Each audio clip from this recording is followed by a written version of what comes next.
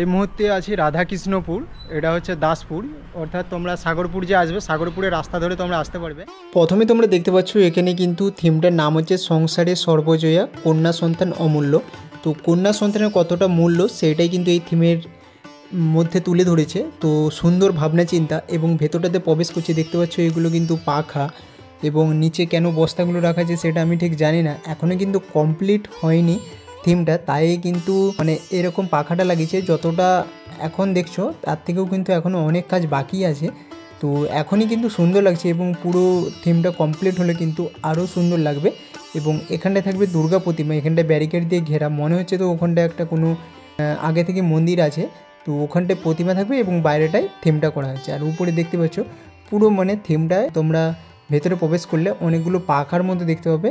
আর যে বাকি কাজ যে কী করবে সেটা ঠিক এখন আমি বলতে পারছি না যতক্ষণ না কমপ্লিট ভিউ হয়। আর এদিকে দেখতে পাচ্ছ দুটো দুর্গা ঠাকুরের মতো মূর্তি, জাস্ট অসাধারণ।